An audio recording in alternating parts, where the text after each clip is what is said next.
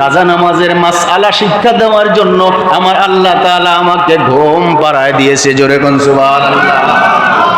এজন্য বলেছি আমার নবী ঘুমায় গেলেও আমাদের জন্য রহমত। যদি ওই দিন নবী না ঘুমাইতেন কাজা নামাজ কিভাবে আদায় করতে হয় এটা হয়তো আমরা বুঝতে পারতাম না।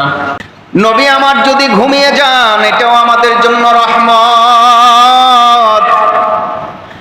রাহমাতুল লিল আলামিন একদিন সাহাবীদেরকে নিয়ে এক যুদ্ধের ময়দান থেকে রওনা দিয়েছেন। রওনা দিয়ে তিনি মসজিদে নববীতে অর্থাৎ মদিনাতুল মুনাওয়ারায় আগমন করবেন। সাহাবীদেরকে বললেন, ও সাহাবীরা চলো আমরা ফিরে যাই। আস্তে আস্তে যুদ্ধের ময়দান থেকে আস্তে আস্তে রাত, গভীর রাত হয়ে গেল। সাহাবীরা ডাক দিয়ে বলে, নবী গো, গভীর রাত তো হয়ে গেল। নবী আমার ডেকে বলেন, ও সাহাবীরা সকাল হইলে আমরা মদিনাতে যাব, এখন চলো আমরা সবাই এক জায়গায় মিলে বিশ্রাম করি।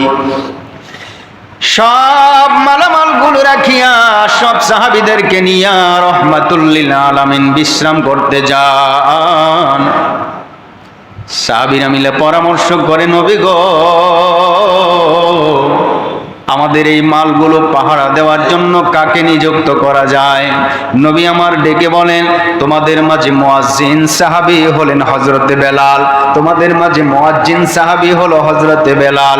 কাজেই হযরতে বেলালকে যদি দায়িত্ব দেওয়া হয় ফজর নামাজটাও আমাদের ঠিক টাইমে পড়া হবে, কারণ বেলালের কাজ হলো আজান দেওয়া।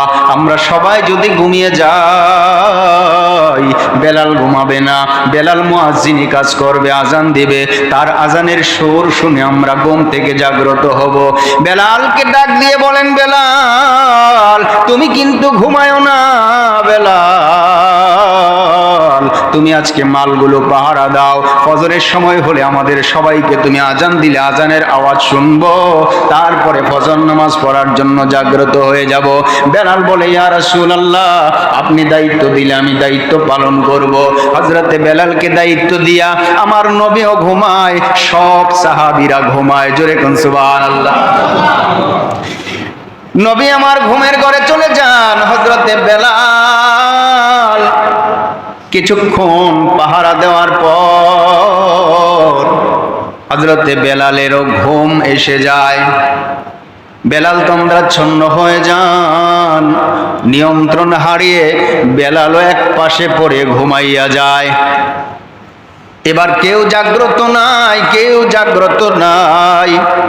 ফজরের নামাজের সময় চলে গেল, সূর্য উঠে গেল, কেউ ঘুম থেকে জাগ্রত হয় না। সাহাবীরাও জাগ্রত হয় না, আমার দয়াল নবীও জাগ্রত হয় না। রৌদ্র যখন উঠে গেল, নবীজির গায়ে যখন রৌদ্রের তাপ লেগে গেল, প্রায় 7টার মতো বেজে গেল। সূর্যের কিরণ যখন নবীজির গায়ে পড়ল, নবীজি ঘুম থেকে জাগ্রত হইলেন। ঘুম থেকে জাগ্রত হওয়ার পর দয়াল নবী লক্ষ্য করে দেখেন হযরতে বেলাল ঘুমায়। দয়াল নবী বেলালের কাছে গিয়ে বলেন, বেলাল তোমাকে তো দায়িত্ব দিয়েছিলাম মালগুলো পাহারা দাও আর সময় মতো আমাদেরকে ফজরের নামাজের আজান দিবা, আজান দিলে ঘুম থেকে জাগ্রত হয়ে আমরা সবাই নামাজ পড়বো, তুমি এটা কি করলে বেলাল? হযরতে বেলাল ঘুম থেকে জাগ্রত হয়ে ডেকে বলে, নবী গো,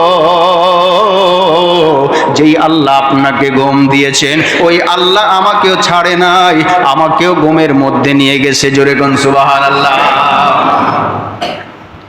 নবী আমার সব সাহাবীদেরকে ডাক দিলেন, ও সাহাবীরা রে, উঠো উঠো, দেখো দেখো আজকে ফজরের নামাজ পড়তে পারলাম না, সূর্য তো উঠে গেল। আল্লাহ রাব্বুল আলামিনের নবী ডাক দিয়ে বলেন, ও সাহাবীরা সবাই চলো নামাজ পড়ি। সাহাবীরা বলে, নবী গো, এখন তো নামাজের আর সময় নাই। নবী আমার ডেকে বলেন, ও সাহাবীরা রে, সময় নাই এটা আমিও জানি, ফজর যেহেতু পড়তে পারলাম না, এখন সবাই মিলে চলো নামাজটা কাজা আদায় করে ফেলি। জোরে কোন আল্লাহু আকবার।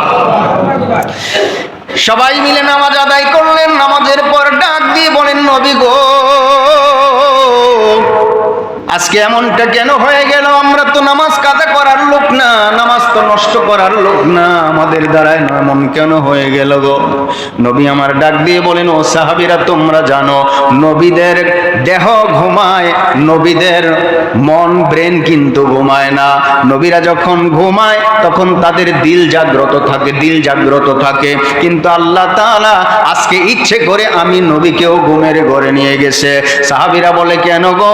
নবী আমার ডাক দিয়া কয়, ও সাহাবীরা, জানুনি আল্লাহ তাআলা আমার ঘুমের মাধ্যমে নামাজ নষ্ট হয়ে গেলে আমার উম্মত কেমনে কাজা করবে, কিভাবে কাজা করবে, কাজা নামাজের মাসআলা শিক্ষা দেওয়ার জন্য আমার আল্লাহ তাআলা আমাকে ঘুম পাড়ায় দিয়েছে। জোরে কোন সুবহানাল্লাহ। এজন্য বলেছি, আমার নবী ঘুমায় গেল আমাদের জন্য রহমত। যদি ওই দিন নবী না ঘুমাইতেন, কাজা নামাজ কিভাবে আদায় করতে হয় এটা হয়তো আমরা বুঝতে পারতাম না। আল্লাহ বলেন, ওয়া মা আরসালনাকা ইল্লা রাহমাতাল লিল আলামিন।